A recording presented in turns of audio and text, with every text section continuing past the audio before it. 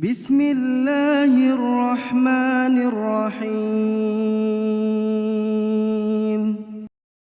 Bismillahirrahmanirrahim. Assalamualaikum warahmatullahi wabarakatuh.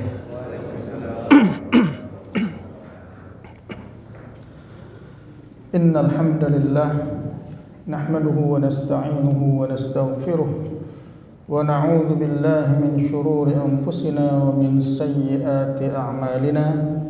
Man yahdihillahu fala mudilla lahu wa man yudlil fala hadiya lahu. Asyhadu an la ilaha illallah wahdahu la syarika lah wa asyhadu anna Muhammadan abduhu wa rasuluh wa la nabiyya ba'dah. Allahumma salli wa sallim ala nabiyyina Muhammadin wa ala alihi wa sahbihi wa man walah. Amma ba'd. Allahumma anfa'na bima 'allamtana wa 'allimna ma yanfa'una wa zidna 'ilman nafi'an. Allahumma arina al-haqqa haqqan warzuqna ittiba'ah wa arina al-batila batilan warzuqna ijtinabah. Bapak Ibu jamaah salat subuh yang dimuliakan Allah, alhamdulillah tsumma alhamdulillah. Sampai detik ini, sampai pagi ini Allah masih berikan kita kesempatan untuk terus memperbaiki diri menjadi hamba yang baik bagi Allah Subhanahu wa taala, dan syukur kita menjadi lebih ketika Allah memperkenankan kita membuka hari ini dengan amal saleh, dengan ketaatan kepada Allah, dengan melangkahkan kaki menuju masjid ini. Mudah-mudahan Allah senantiasa menjaga iman kita, menjaga ketaatan kita agar senantiasa istiqomah sepanjang hidup kita. InsyaAllah pada pagi hari ini kita akan berbicara tentang keutamaan ibadah kurban. InsyaAllah dalam 2 hari ini kita akan memasuki bulan Dzulhijjah. Bulan Dzulhijjah satu di antara 4 bulan haram, 4 bulan yang dimuliakan oleh Allah Subhanahu wa taala. Di bulan Dzulhijjah ada 10 hari. 10 hari bulan Dzulhijjah yang oleh para ulama dikatakan sebagai hari-hari terbaik, hari-hari yang paling mulia dalam satu tahun. Ketika Allah berfirman wal fajr wa layalin 'ashr, dan demi malam-malam yang 10. Hari-hari yang 10 di bulan Dzulhijjah.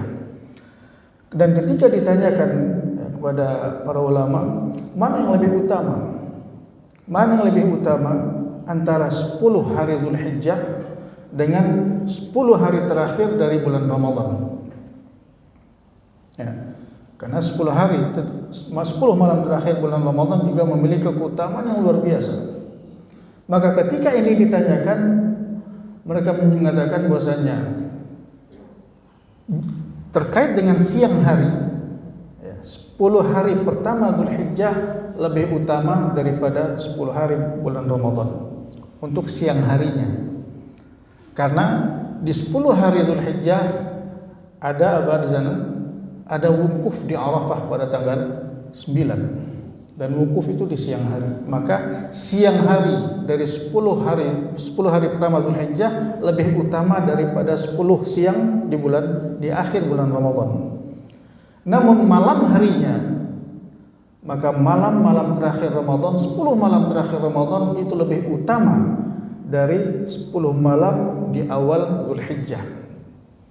Karena di 10 malam terakhir Ramadan terdapat Lailatul Qadar. Nah, pada intinya pada hari-hari yang dimuliakan ini kita didorong dan dituntut untuk memperbanyak ibadah dan ketaatan kita kepada Allah Subhanahu wa taala, memperbanyak zikir, memperbanyak salat, memperbanyak baca Quran, memperbanyak puasa, amalan-amalan yang mendekatkan kita kepada Allah Subhanahu wa taala. Dan salah satu amal yang paling utama, salah satu amal terbaik yang sangat dicintai oleh Allah di 10 hari Dzulhijjah ini, terutama nanti pada tanggal 10 sampai 13 itu apa? Ibadah kurban. Dan insyaallah pada hari ini kita akan bahas landasan syariat, dalil dari perintah mengerjakan ibadah kurban ini adalah kita bisa dapatkan dalam surat Al-Kautsar. Ketika Allah mengatakan fasalli li rabbika wanhar. Fasalli li rabbika wanhar. Maka salatlah untuk Tuhan dan apa? Inhar. Dan sembelihlah hewan kurban, berkurbanlah untuk Allah. Ketika membahas ayat ini, Said Qutb mengatakan bahwasanya di sini terdapat isyarat tentang tauhid di dalam ibadah, di mana salat kita hanya ditujukan untuk Allah dan kurban kita juga hanya ditujukan untuk Allah Subhanahu wa taala.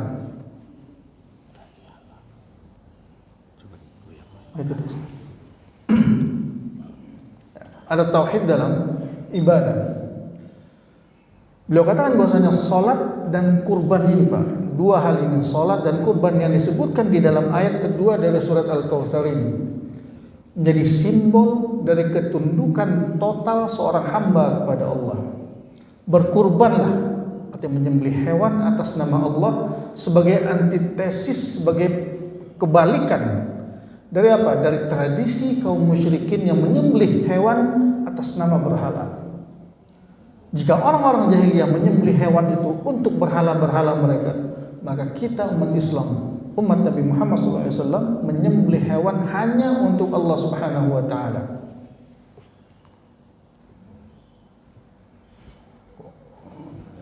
Oke. Maka kurban menjadi manifestasi dari rasa syukur yang mendalam. Ketika Allah memberikan nikmat yang besar, maka balasannya adalah pengabdian yang tulus dan pengorbanan harta. Bahkan pengorbanan harta yang kita berikan itu tidak ada apa-apanya dibandingkan dengan apa? Dibandingkan dengan besarnya nikmat Allah yang sudah Allah anugerahkan pada kita selama ini. Karena ayat ini dimulai dengan inna a'tainakal kautsar, sungguh kami telah memberikan kepadamu al-kautsar, kata Allah. Apa itu al-kautsar? Paling tidak ada dua tafsir, Pak. Kautsar yang pertama adalah kautsar berupa sungai di surga itu yang diberikan untuk Nabi Muhammad SAW, dan yang kedua al-kautsar menunjukkan banyaknya nikmat dari Allah, nikmat yang tidak terhitung banyaknya. Nah, nikmat ini juga kita rasakan. Allah, bukankah Allah mengatakan wa in ta'uddu ni'matallahi la tuhsuha.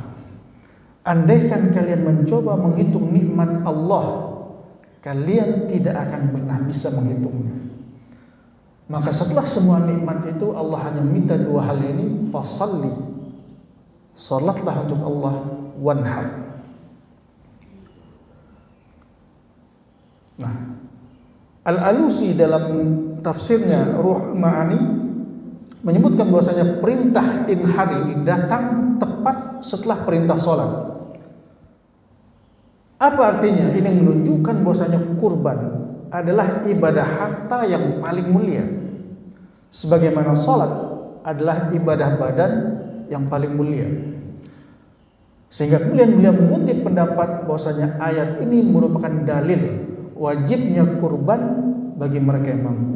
Karena terkait dengan hukum kurban, itu ada dua pendapat ulama. Yang pertama mengatakan itu wajib bagi yang mampu. Nah, Imam Al-Alusi mengambil ayat ini sebagai salah satu dalil yang digunakan oleh para ulama yang menyatakan bahwasanya kurban ini wajib bagi yang mampu.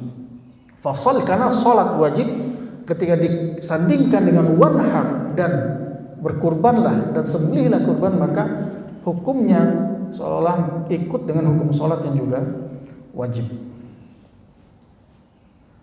Sehingga andaikan, Pak, ya, menjadi pembahasan para ulama, andaikan seseorang dia tidak memilih kurban, tapi dia bersedekah, sedekah dengan nominal yang sama dengan nilai kurban. Ya, misalnya saat ini misalnya kambing atau sapi 1/7, 3,5 misalnya, maka dia katakan saya nggak mau ribet, saya akan sedekah saja dengan nominal yang sama, dengan 3,5 juta atau bahkan dengan 4 juta.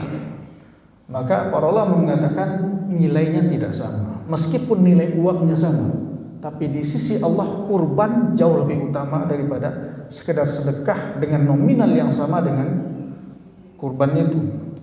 Ini untuk menunjukkan bahwasanya ibadah kurban ini salah satu ibadah harta yang paling utama di sisi Allah.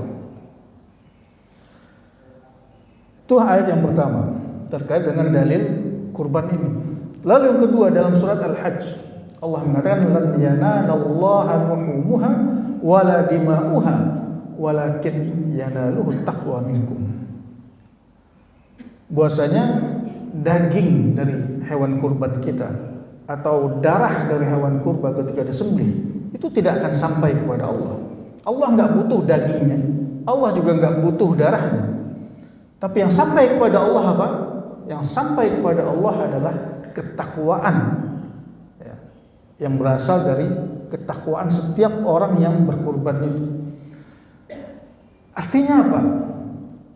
Ayat ini memberikan isyarat bahwasanya siapapun yang berkurban, berarti kurbannya itu, tindakan melakukan kurban itu lahir dari mana? Lahir dari ketakwaan yang ada di dalam hatinya. Seolah-olah jika sebelumnya, beberapa bulan sebelumnya kita berpuasa dengan tujuan la'allakum tattaqun, maka salah satu pembuktian dari takwa itu apa? Berkurban. Hanya 2 bulan, Syawal, Dzulqa'dah, kemudian Dzulhijjah. 2 bulan 10 hari Allah minta kita untuk membuktikan ketakwaan yang kita dapatkan di bulan Ramadan dengan berkurban untuk Allah Subhanahu wa taala. Allah enggak butuh dagingnya, Allah enggak butuh darahnya, tapi Allah melihat bahwasanya kurban itu lahir dari ketakwaan setiap hamba yang mau berkurban untuk Allah. Maka di sini terletak esensi dari ibadah itu. Syed Qutb menjelaskan bahwasanya ritual penyembelihan itu hanyalah simbol fisik saja.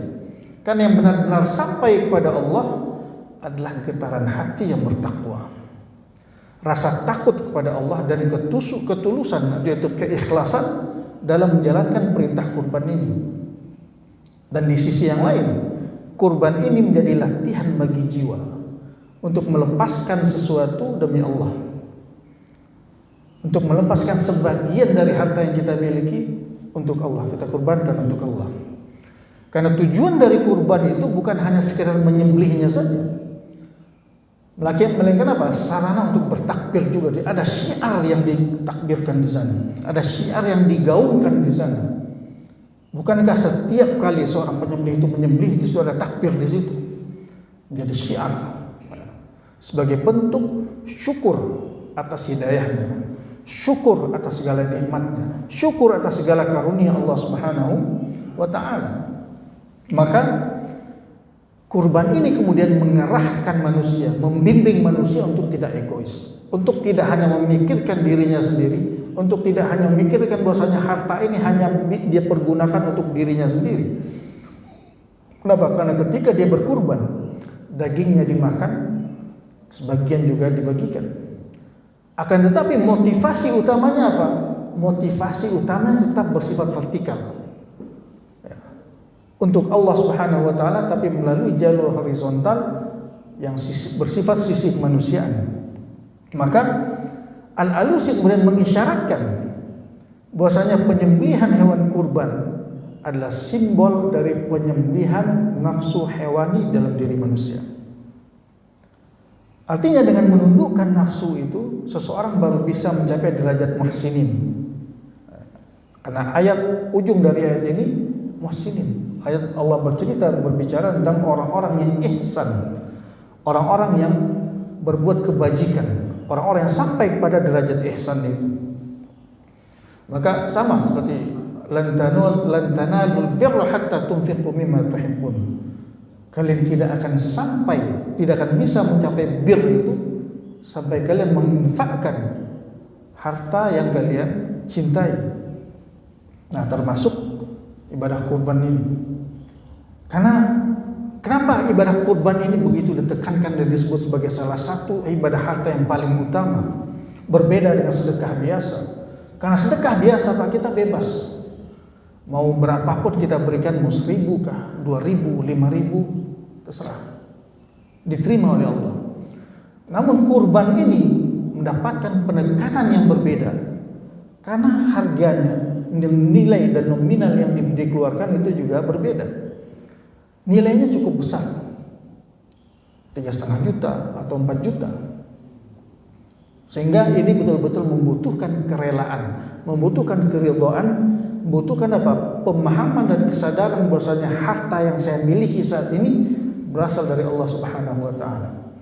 Sehingga 3,5 juta atau 4 juta yang saya keluarkan ini pada hakikatnya tidak ada apa-apanya dibandingkan dengan seluruh nikmat yang sudah Allah berikan kepada saya selama ini.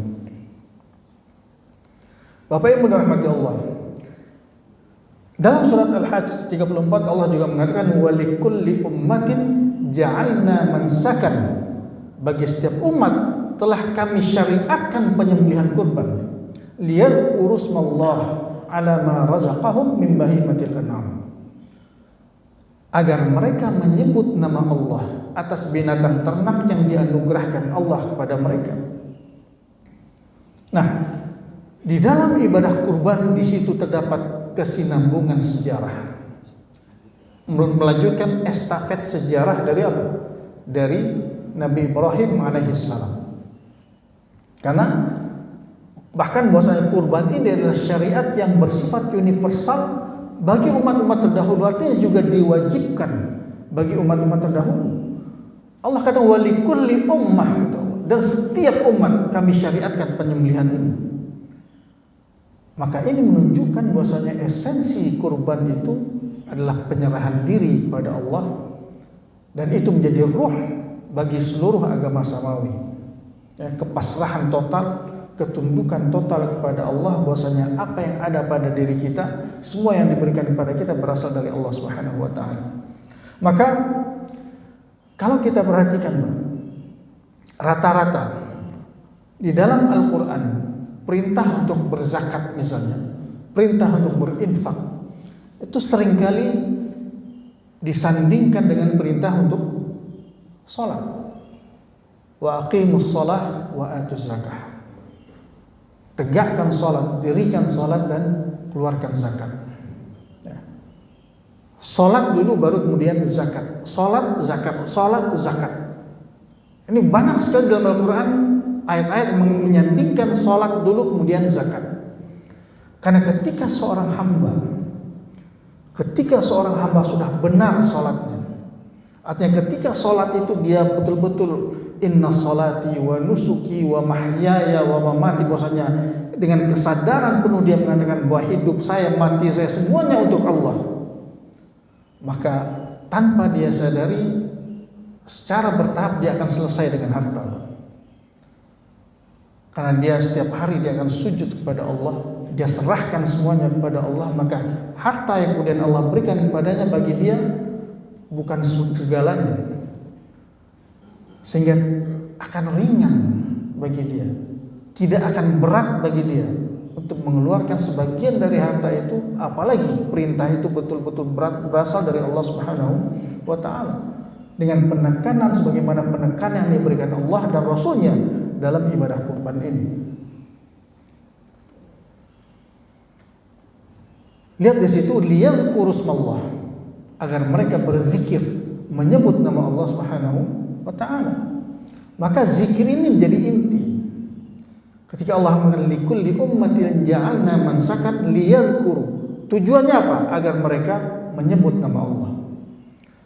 Maka penekanan ayat pada ayat ini bukan pada dagingnya, bukan pada darahnya, bukan pada seberapa besar dia, tapi pada kata-kata liyadhkuru smallah, agar mereka menyebut nama Allah. Artinya hewan ini hanya menjadi sarana untuk menyambungkan hati manusia dengan penciptanya. Melalui apa? Melalui zikir dan pengakuan akan rezekinya. Karena ketika kita berkurban, Pak, di situ terdapat pengakuan bahwasanya ini berasal dari Allah, saya kembalikan sebagian untuk Allah. Ala ma razaqahum min bahimatil an'am. Apa itu bahimatul an'am? Ini terkait dengan hewan-hewan yang boleh untuk dijadikan sebagai hewan kurban. Unta, sapi, kambing atau domba. Artinya menunjukkan bahwasanya kurban ini sebuah pengakuan atas tunduknya alam semesta, yaitu binatang terbang di bawah kuasa Allah untuk kepentingan manusia. Artinya tanpa kuasa Allah, Pak. Tanpa kuasa Allah yang menundukkan binatang-binatang itu untuk tunduk pada manusia, maka binatang-binatang itu nggak akan bisa tunduk. Tapi itu menjadi sebuah ketetapan Allah yang menundukkan hewan-hewan itu, sehingga kemudian digunakan untuk kepentingan dan manfaat manusia. Karena kalau tanpa takdir Allah, tanpa ditundukkan oleh Allah, akan sulit. Coba, kira-kira kuatan mana? Kita atau sapi? Kuatan sapi. Buktinya mana? Coba kalau sapi yang ngamuk pas lagi mau disembelih, Pak. 3, 4, 5 orang gak kuat. Tapi Allah tundukkan sapi itu untuk kepentingan manusia, untuk manfaat manusia. Dan di sini disyaratkan dalam ayat ini, alama razaqahum min bahimatil an'am. Artinya ketundukan hewan itu termasuk bagian dari rezeki yang diberikan Allah kepada manusia. Dalam hadis Rasulullah SAW dari Aisyah radhiyallahu anha, diriwayatkan oleh Imam Hakim, Ibnu Majah dan Tirmidzi. Rasulullah mengatakan, ma'amila adamiyun min amalin yauman nahar ahab ilallah min ihraqid dam. Tidaklah anak Adam melakukan suatu amalan pada hari nahar. Yaumun nahar itu adalah hari 10 Dzulhijjah. Ketika kita selesai melaksanakan sholat Idul Adha itu. Tidak ada amalan pada hari itu yang lebih dicintai oleh Allah daripada mengalirkan darah kurban. Innaha la ta'ti yaumal qiyamah biquruniha wa ash'ariha wa azlafiha. Ya. Karena hewan kurban itu nanti akan datang pada hari kiamat dengan apa? Dengan tanduknya, dengan bulunya, dengan kuku-kukunya. Wa innad dam, dan sesungguhnya darah itu la yaqa' minallah bimakan qabla an yaqa' minal ardh. Darah tersebut akan sampai kepada Allah, akan sampai diterima oleh Allah sebelum darah itu jatuh ke bumi. Fatibu biha nafsan, maka bersihkanlah jiwa kalian ketika berkorban. Maka berkorbanlah dengan penuh keridhaan. Nah, hadis ini pertama berbicara tentang keutamaan waktu dan amalan. Bahwasanya ada waktu-waktu, hari-hari dalam setahun itu yang Allah muliakan, yang Allah berikan keutamaan melebihi hari-hari yang lain. Nah, di 10 Dzulhijjah Yaumun Nahar itu dia merupakan hari yang diutamakan oleh Allah, dan pada hari itu ada amalan yang lebih dicintai oleh Allah daripada amalan-amalan yang lain. Amalan yang lain dianjurkan, kita berzikir, kita memperbanyak zikir pada Allah, baca Quran, berbanyak salat sunnah dan seterusnya. Tapi ada satu amalan yang lebih dicintai Allah daripada amalan-amalan yang lain, dan itu adalah ihraqud dam, mengalirkan darah hewan kurban, menyembelih hewan kurban. Lalu hadis ini kemudian menggambarkan pada kita tentang visualisasi balasan di akhirat.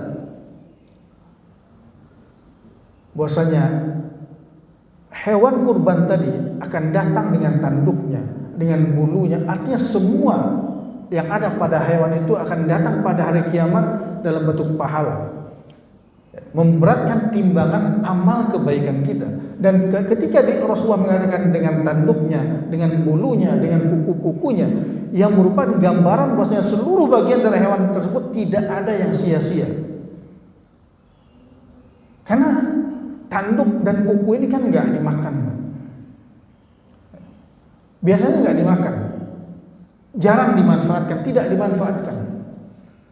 Nah, ketika disebutkan dalam hadis ini mengisyaratkan bahwasanya pahala kurban itu dihitung dari keseluruhan fisik hewan, bukan sekedar daging yang dibagikan saja. Bahkan dikatakan jadi dengan bulu-bulunya. Ada yang pernah ngitung berapa bulu hewan kurban? Ada yang pernah ngitung berapa bulu kambing atau bulu sapi misalnya? Gak ada yang bisa ngitung. Walaupun mungkin kalau orang pakai rumus matematika mungkin bisa, wallahu a'lam. Tapi itu untuk memberikan gambaran kepada kita tentang betapa dahsyatnya pahala yang disediakan Allah bagi orang-orang yang mampu menundukkan egonya, orang-orang yang mampu menundukkan kebakhilan dirinya dan kemudian berkurban untuk Allah Subhanahu wa taala. Dan bahkan Rasulullah juga memberikan gambaran tentang betapa cepatnya amal ini diterima oleh Allah. Ketika seseorang menyembelih, kira-kira berapa detik itu darahnya itu tumpah kena tanah, sepersekian detik, cepat sekali itu kan. Begitu disembelih langsung darah turun ke tanah. Tapi Rasul memberikan gambaran sebelum darah itu jatuh ke tanah, itu sudah diterima oleh Allah Subhanahu wa taala. Artinya enggak lama-lama nunggu ini amal ini diterima atau tidak. Selama betul-betul diniatkan ikhlas karena Allah Subhanahu wa taala, maka Rasulullah mengatakan, kemudian di akhir dikatakan fatibu biha nafsan. Setelah beliau berikan gambaran tentang seluruh hewan kurban itu akan datang pada hari kiamat dengan pahala yang luar biasa, kuku-kukunya, bulu-bulunya, tanduknya juga semuanya dihitung. Dan kemudian beliau berikan gambaran tentang betapa cepatnya amal itu diterima oleh Allah, maka kemudian beliau tutup dengan mengatakan fatibu biha nafsan. Maka berlapang dadalah, maka merasa senanglah, maka berbahagialah ketika kalian berkurban. Jangan kemudian ketika berkurban itu sesudah mengeluarkan uang, ada ganjalan di dalam hati. Nah, ganjalan itu yang diperintahkan oleh Rasulullah untuk dihilangkan. Fatibu biha nafsan. Jangan punya ganjalan lagi. Waduh, ini 3,5 juta, aduh ini 4 juta, lumayan juga ini. Rasul katakan enggak ada yang sia-sia. Karena apa yang ada di sisi Allah nanti akan jauh dari apa yang kita bayangkan. Artinya kurban, ya perintah fatibu biha nafsan tadi, kurban harus dilakukan dengan kerelaan hati. Tidak ada, bukan karena rasa terpaksa, bukan karena takut ditanya sama orang. Wah, kalau saya nggak kurban ntar ditanyain. Tak kalau ditanya sama tetangga, nggak enak kalau saya bilang nggak berkurban tahun ini. Sayang duitnya Pak, kita duitnya udah keluar sama, tapi pahalanya nggak dapat karena takut ditanya. Maka ini kalimat yang luar biasa dari Rasulullah, fatibu biha nafsan. Maka berkurbanlah dengan bahagia, berkurbanlah dengan penuh kerelaan dan keridhaan hati. Karena ini menjadi bentuk apa? Pembersihan bagi jiwa kita, membersihkan jiwa kita dari itu tadi, ya, rasa-rasa bakhil, pelit, ya. Sekaligus membersihkan harta kita dari kotoran-kotorannya. Nah, ini sebuah hadis yang menurut saya cukup keras dalam hal ini. Hadis yang sangat keras dari Rasulullah terhadap orang-orang yang punya kelapangan tapi nggak mau berkurban. Beliau mengatakan dari Abu Hurairah, diriwayatkan kemudian oleh Ibnu Majah dan Ahmad, man kana lahu sa'ah wa lam yudhi fala yaqrabanna musallana. Barang siapa yang memiliki kelapangan. Kelapangan artinya kebutuhan pokok untuk keluarga sudah cukup, untuk makan sudah cukup, dan masih banyak lebihnya, ada kelapangan. Lalu beliau katakan walam yudhi, tapi dia tidak mau berkurban, fala yaqrabanna musallana, maka jangan dia mendekati tempat sholat kami, jangan dekat-dekat masjid kami, udah jauh-jauh sana. Ini luar biasa Pak, keras sekali. Soalnya Rasul mengatakan, udah nanti kalau nggak mau berkurban, kalau rasa pelit bakhil itu masih menguasai hati, udah nggak perlu gabung-gabung sama kami, nggak perlu dekat-dekat ke masjid kami, nggak perlu sholat bareng kami, silakan sholat sendiri sana. Artinya Rasulullah ingin menekankan bahwasanya orang yang bakhil dalam beribadah kurban padahal dia mampu, maka seolah-olah dia telah memutus hubungan spiritual dengan komunitas kaum muslimin, ya, dengan komunitas kaum muslimin yang saat itu sedang merayakan kemenangan iman di dalam hari Idul Adha. Sehingga sebagian ulama kemudian termasuk Abu Hanifah menggunakan hadis ini sebagai dalil bahwasanya kurban hukumnya wajib bagi yang mampu. Walaupun jumhur ulama, sebagian mayoritas ulama mengatakan bahwasanya hukumnya sunnah muakkadah. Adapun hadis ini adalah teguran keras dari Rasulullah agar seseorang itu merasa malu jika hadir pada hari raya namun tidak mau berkurban. Ya, ini sindiran dan teguran yang sangat keras dari Rasulullah. Maka jangan sampai kemudian teguran ini sampai ke diri kita, Pak. Artinya ketika kita memiliki kelapangan, namun kemudian setan membisikkan dalam hati kita, udah ngapain kurban tahun kemarin, udah nggak usah setiap tahun, maka berarti itu sudah menjadi bisikan setan. Maka ingat hadis ini. Saya nggak mau diusir sama Rasulullah dari masjidnya. Saya nggak mau Rasulullah mengatakan, udah ente jangan dekat-dekat gitu. Kalau temen yang bilang jangan dekat-dekat aja, kita merasa gimana? Bayangkan kalau Rasulullah yang mengatakan kepada kita, ente jangan dekat-dekat. Luar biasa teguran ini. Maka larangan dari Rasulullah untuk mendekati tempat sholat pada sisi yang lain menunjukkan bahwasanya kurban dan sholat Idul Adha adalah dua ibadah yang tidak terpisahkan. Bahwasanya kurban dan sholat Idul Adha itu adalah dua ibadah yang tidak bisa dipisahkan. Kurban adalah manifestasi rasa syukuri secara finansial, secara sosial, sedangkan sholat adalah manifestasi rasa syukur kita secara fisik dan spiritual. Maka hadis ini kemudian mendidik umat Islam, mendidik kita semua untuk menghancurkan sifat cinta dunia yang berlebihan. Artinya sebagaimana Nabi Ibrahim alaihissalam menaati perintah Allah tanpa ragu, maka hadis ini juga mengajak kita untuk taat saat memiliki kemampuan. Saat kita memiliki kemampuan, diberikan kelapangan oleh Allah, maka dituntut untuk taat dalam perintah kurban ini.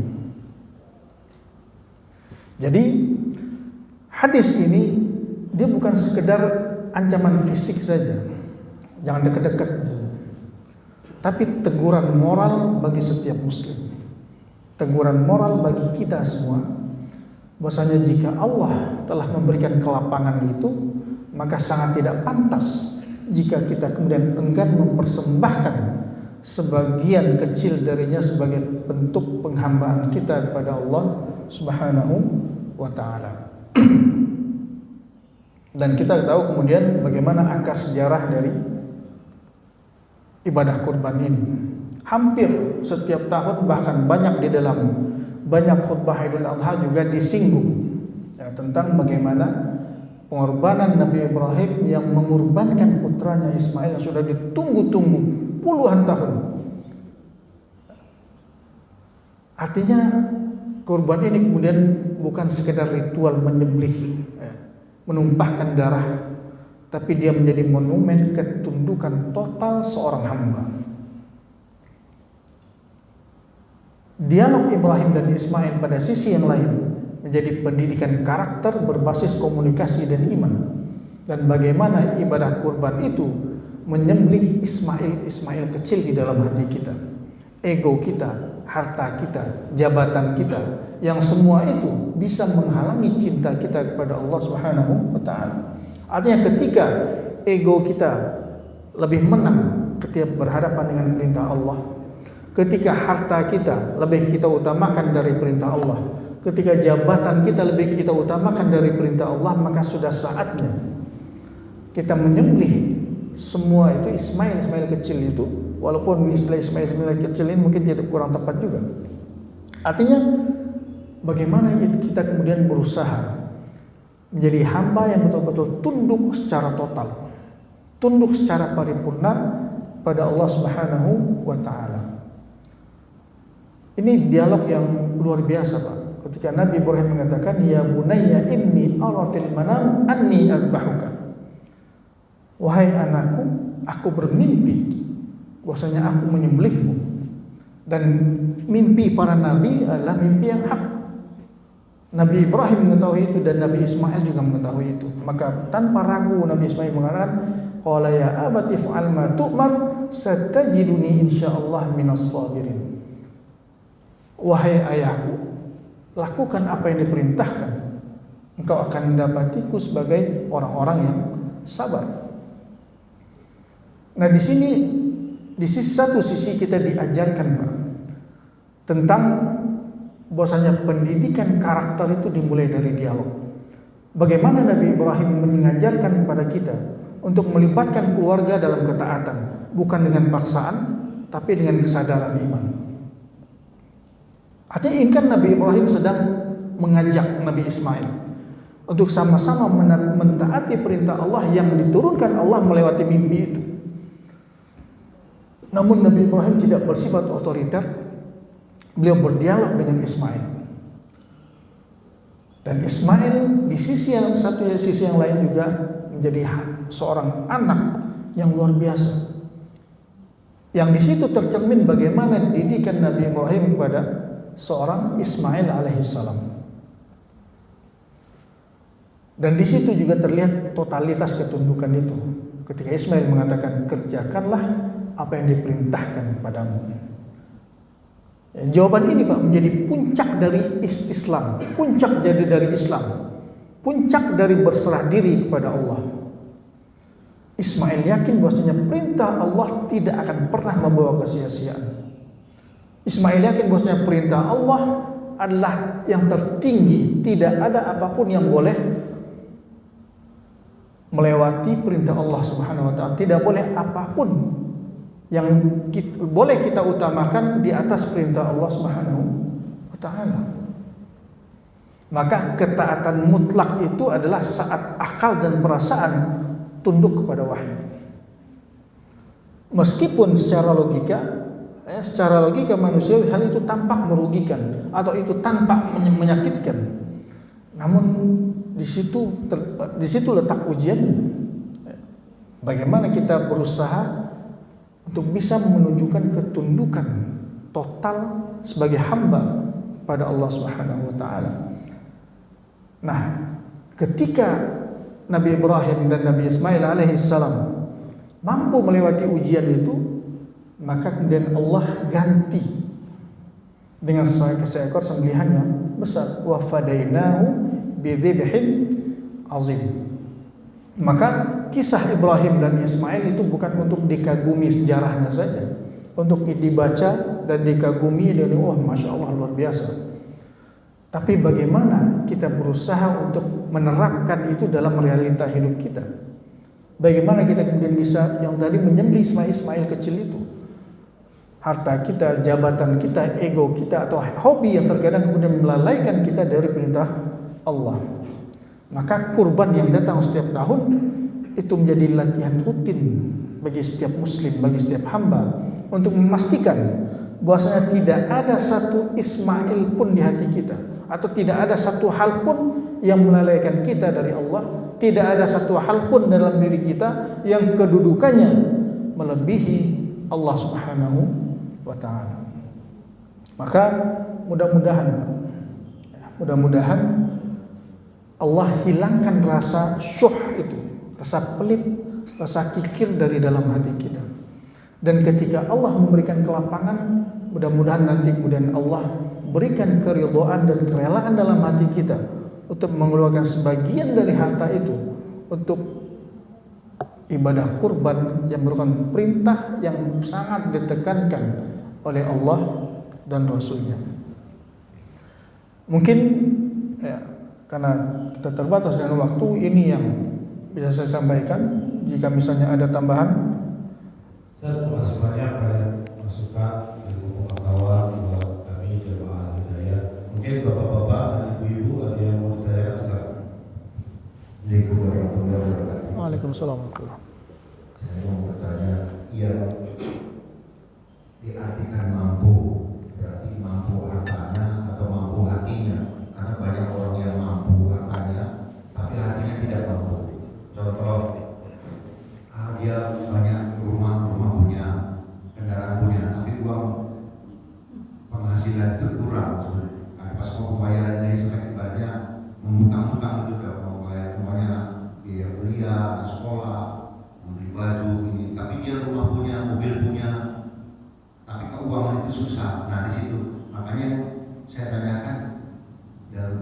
mampu dari hatinya atau mampu dari angkanya? Terima kasih. Assalamualaikum warahmatullahi wabarakatuh.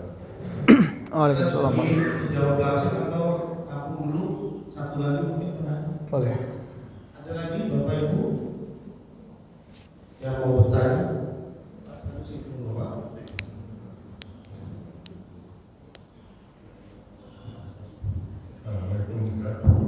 Waalaikumsalam. Mengenai kurban atas nama yang sudah meninggal bagaimana?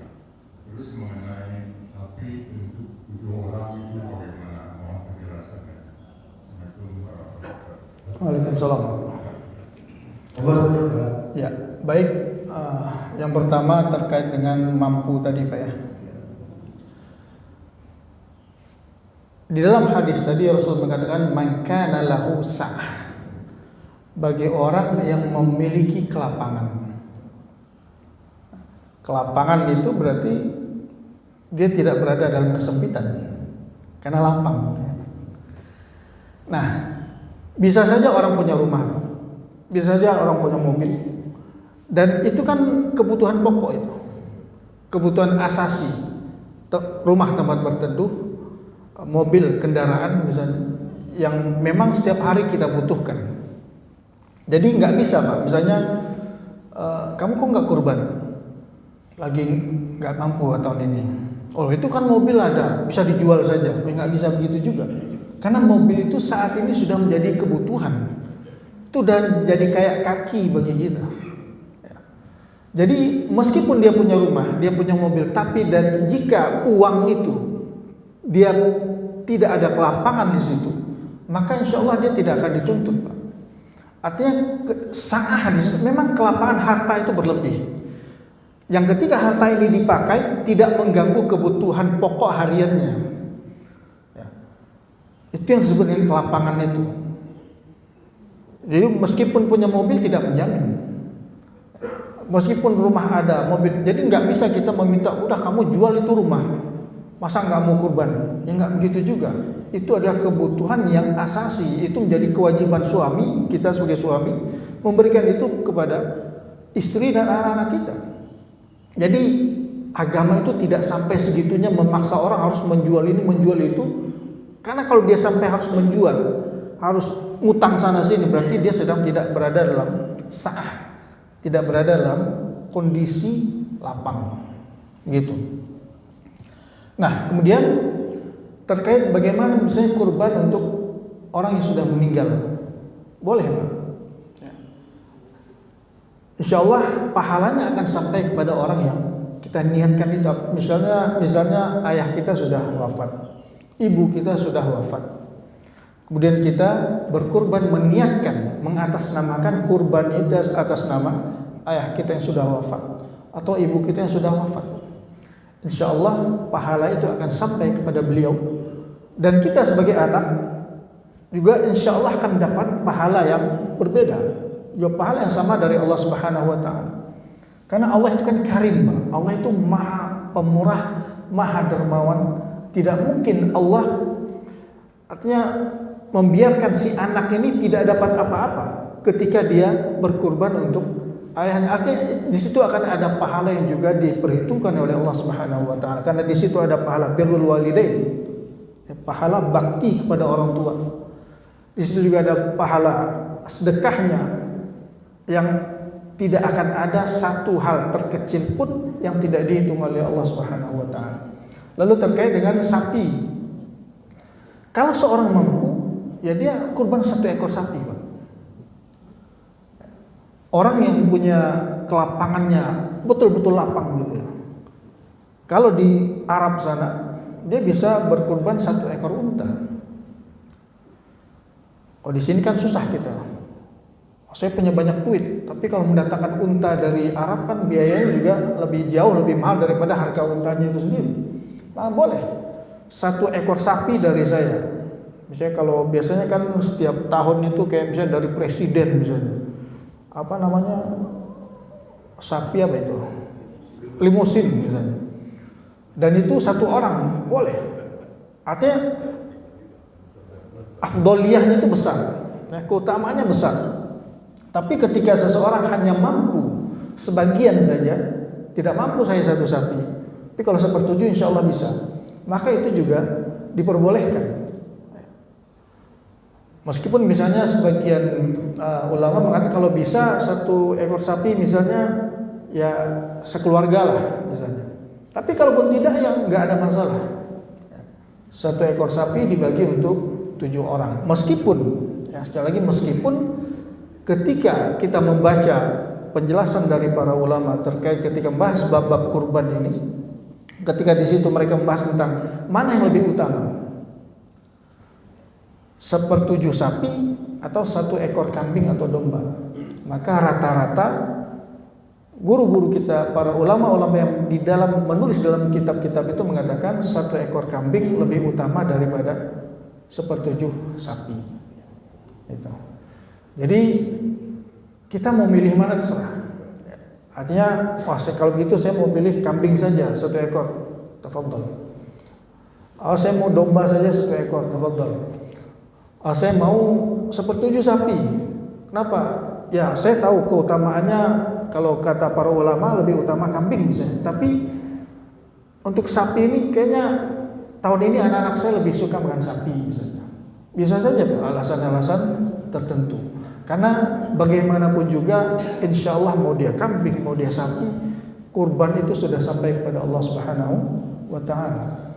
Artinya keutamaan besar yang dijanjikan oleh Allah, dijanjikan oleh Rasulullah di dalam ayat-ayat dan hadis-hadis tadi insya Allah akan diperoleh oleh seorang hamba yang berkurban dengan ikhlas karena Allah, baik itu 1/7 sapi ataupun 1 ekor kambing atau domba. Mungkin demikian ya, yang bisa. Lagi, Bapak, Ibu, silakan. Terkait dengan tadi 1/7 sama 1 ekor kambing. Kalau kita lihat dari masyarakatnya adalah kalau tadi udah ya 7 ekor kambing itu dibandingkan 1 ekor sapi itu dagingnya itu lebih banyak 1 ekor sapi. Maksudnya dari masyarakat untuk bisa daging banyak orang, di mana orang-orang yang tidak juga banyak buahnya itu mungkin boleh satu pertimbangan apa 1 ekor sapi dibandingkan 7 ekor kambing itu rata-rata masyarakat boleh harus sapi, karena kan kalau 1 ekor sapi dibagi katakanlah masyarakat yang sangat membutuhkan itu mereka lebih banyak tempat yang bisa berbagi dan soal yang mungkin bisa melakukan itu. Oh iya betul Pak, betul. Ini tambahan yang luar biasa ya, bahwasanya kalau dihitung dari kilo dagingnya sehingga 1 ekor sapi itu lebih banyak daripada 7 ekor kambing gitu Pak ya. Dan sehingga ketika didistribusikan maka manfaatnya juga lebih jauh lebih banyak. Sehingga betul kata Bapak tadi, ketika manfaatnya lebih luas, maka doa-doa yang dipanjatkan juga kemudian mungkin lebih banyak ya. Betul Pak, terima kasih atas tambahannya yang luar biasa. Ya. Assalamualaikum warahmatullahi wabarakatuh. Waalaikumsalam. Sama muslim ya di dunia ini kan kita juga sama-sama mengetahui bahwa ada daerah-daerah tertentu yang dimana sama saudara muslim itu sangat membutuhkan kondisinya, seperti contohnya di Palestina, di Sudan, di Afrika, dan mungkin kalau di dalam negeri pun juga banyak saudara-saudara kita yang kena musibah bencana alam di Sumatera ya. Nah itu tentunya kondisinya sangat menyedihkan,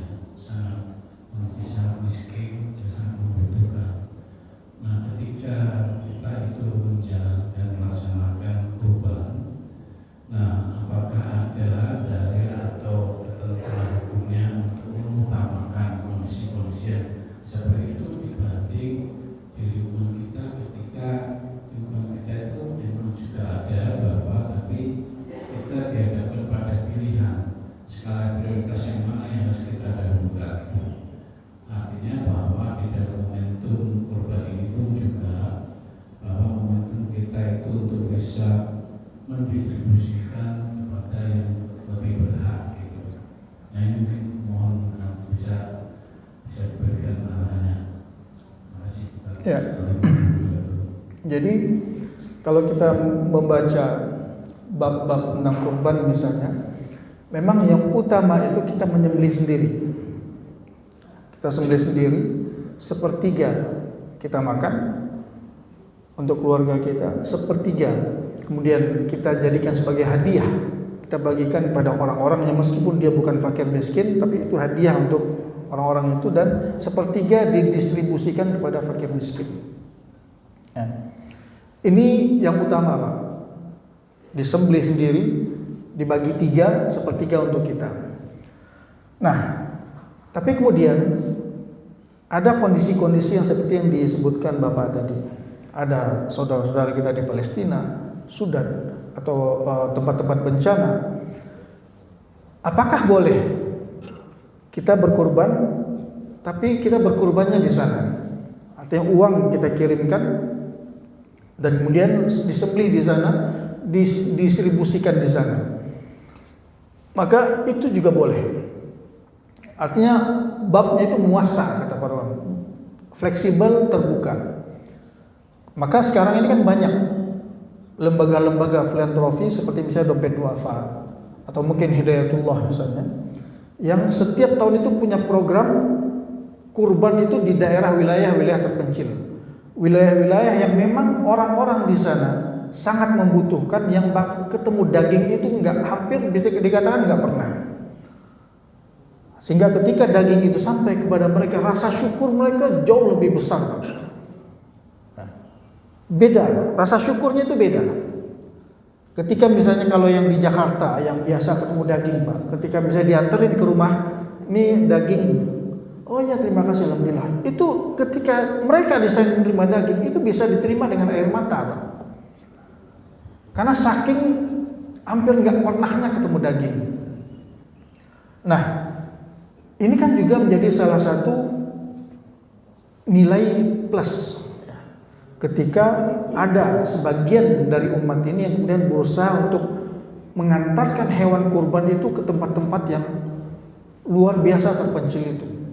Saya pernah berbicara dengan orang Dompet Duafa. Itu kadang mereka untuk membawa kambing dan hewan kurban itu kadang harus pakai perahu itu, karena nggak bisa jalur darat. Dan pernah juga karena gelombang yang besar itu ada beberapa kambing itu kemudian yang jatuh dan mati. Sehingga harus diganti, dibawa lagi. Untuk apa? Untuk agar orang-orang yang ada di pelosok-pelosok, di pulau-pulau terpencil itu bisa merasakan daging, bisa merasakan kebahagiaan yang sama. Pada hari Idul Adha itu bisa menyantap daging sebagaimana saudara-saudara mereka di kota-kota besar juga bisa menyantap daging. Jadi termasuk itu, Pak, program misalnya kurban untuk Palestina itu juga sudah ada dibuat saat ini. Ya.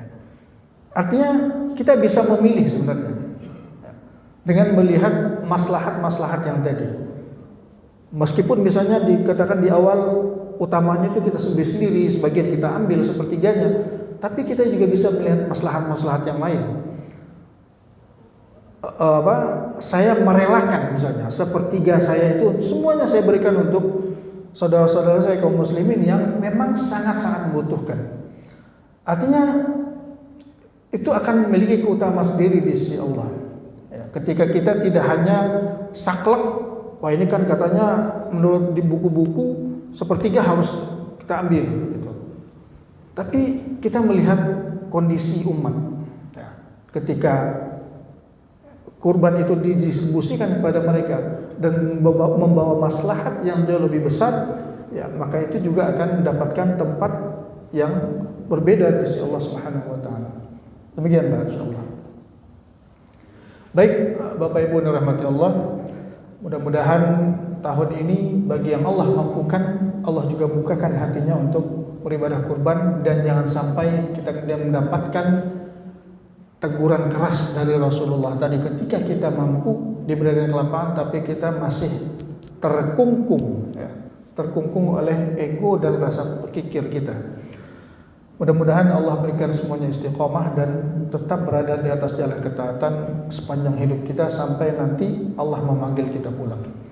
Sama-sama kita tutup kajian kita pagi ini dengan sama-sama baca hamdalah.